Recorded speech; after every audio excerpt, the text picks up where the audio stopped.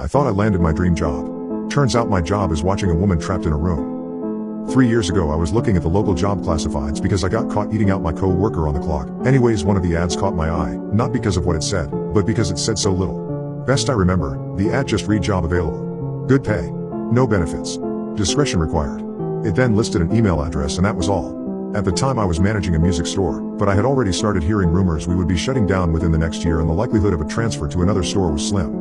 I had been morosely looking at job listings for the last few days, but this was the first one that stood out, if only because I was bored and it was weird. So I sent an email. Half an hour later I had a response, telling me to go to a particular office building in an upscale part of the city at a precise time for my screening. I went, and after waiting for a few minutes in the lobby, I was taken into an office where I was given a series of forms and questionnaires to fill out. They collected them and told me they would be in touch.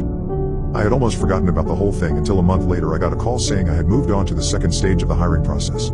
I was again given an address and time, and when I arrived, this time it was a different nice office parked 20 miles away from the first one. I was met by a man who introduced himself as Mr. Solomon. He escorted me into a large room that contained a chair and a desk. On the desk were 2 large monitors, a keyboard and mouse, and a bolted down metal box with 2 oversized buttons on it, one red and one green. He told me this room was a model for the place I would be working if I took the job. He described the job as follows. I would be working 7 shifts of 6 hours every week. My job would be simple. I would arrive at work 10 minutes early and enter an outer area that was like a locker room. I would have my own personal locker. I would store all belongings in the locker and change into the provided work clothes. I was never, under any circumstances, to carry any item of my own into the surveillance room. I was never, under any circumstances, to take any item with me from the surveillance room. As for what I was to do in the surveillance room, I was told that the monitor on the left would constantly show a live stream from a high-definition camera in a remote location. My job was simply to watch the camera. Once an hour I would get onto the computer attached to the right monitor and enter a brief log describing anything interesting that occurred in the last hour. I would have no pens or pencils or paper, and I should never try to take any kind of written notes about the work. As for the red and green buttons, the red button was only to be used if there was an emergency. This meant something on the video or in my workspace that required outside help. The green button was to be hit if I saw something on the video feed that was particularly noteworthy. It would tell other people somewhere that, at least in my opinion, something interesting was going on. Solomon stressed that while I was given discretion on when to use this button, I should err on the side of only using it if and when something of real significance occurred. He pointed out the camera on the ceiling of the room we were in. He said the real room would be the same. My work would be observed, and other people were watching the room on the video feed as well. He said I was only a redundancy in case other systems failed. He then smirked and asked if I knew what he meant by redundancy. I nodded, trying not to show my irritation. I don't talk that good to people, so sometimes they think I'm dumb. That's okay. Let him think that if he paid me good enough. The pay was very good. $35 an hour. This worried me. I was already thinking this was some kind of psych experiment or secret government job, which I was okay with. But that kind of money to sit and watch a screen? My mom always told me that if something seems too good to be true, it probably is, and this was seeming too good to be true. I asked if I was going to be doing anything illegal. Solomon laughed and said no. I asked if anyone was going to get hurt. Again, he shook his head no. He said the reason they were paying so much was because they needed employees that were motivated to be professional and discreet. The work they were doing was important, and for various reasons it couldn't be discussed. If I took the job, I would have to sign papers promising I would never discuss my work there or I could be sued or locked up. I'm only breaking that now because of everything that's happened. So I took the job, and because they wanted me to start right away, I had to quit the store with no notice. I felt bad about that, but I was excited about the new job too. It was a lot of money and seemed like easy enough work, if a bit boring. I was nervous that there was something more to it, but I told myself I would just have to see.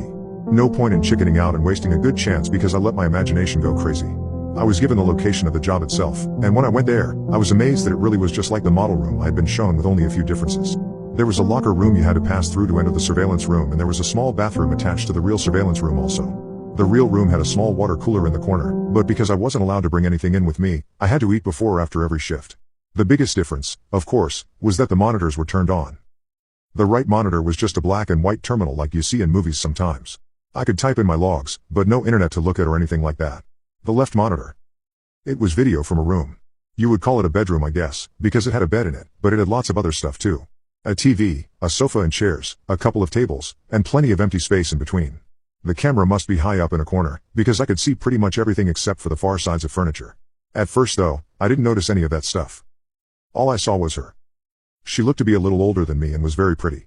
When I first saw her, she was laying on her side on the sofa. That was the part of the room farthest from the camera, but the picture was very clear and I could tell that she was sleeping. I found myself leaning into the monitor more so I could see her better, and then I thought about what I was doing and felt embarrassed. It's like I was spying on her. A peeping Tom, my mom used to call it. I didn't want to be a peeping Tom, but I didn't want to be silly either. I needed to think about it slow.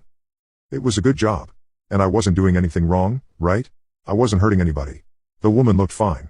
And the room was nice. She probably agreed to be there and it's all some experiment or something. I was just overreacting. So I sat down in the chair and began my work. It didn't take long before I understood more.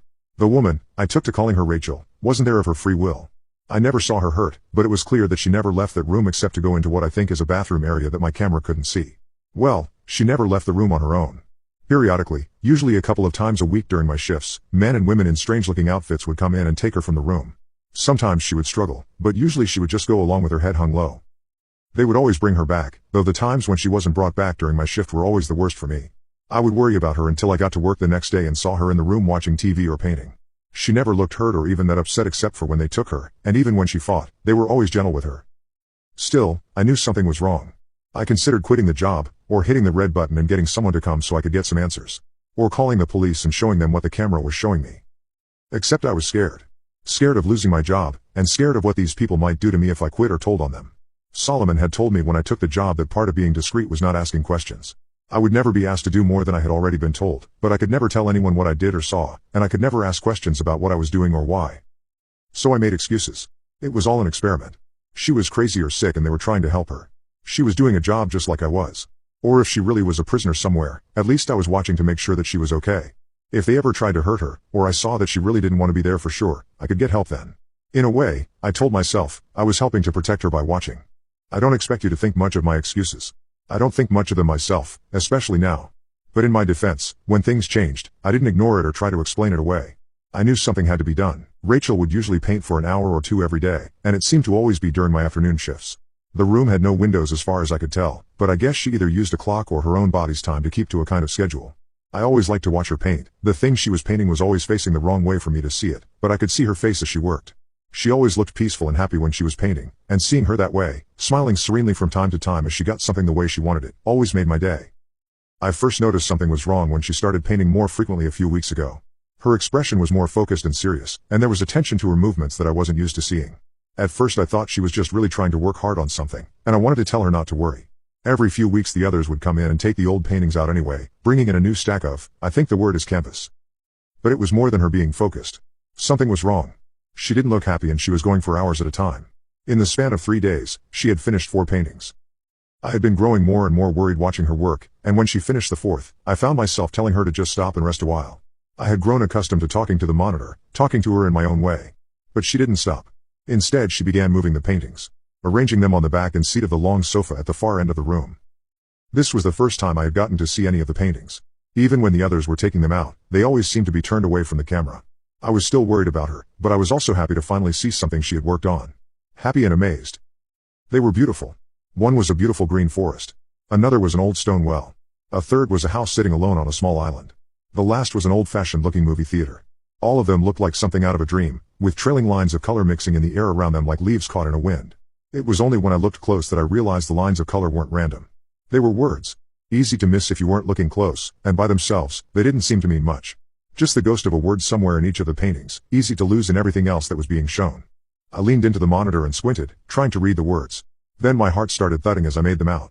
Blinking and rubbing my eyes, I looked again, reading them out loud in order, left to right, top pair then bottom. Please. Help. Me. Thomas. I pushed back from the monitor, my hand over my mouth. I didn't know what to do. I didn't know how any of this could be happening. It wasn't just that she was asking for help, though that was a big part of it. It was that my name is Thomas.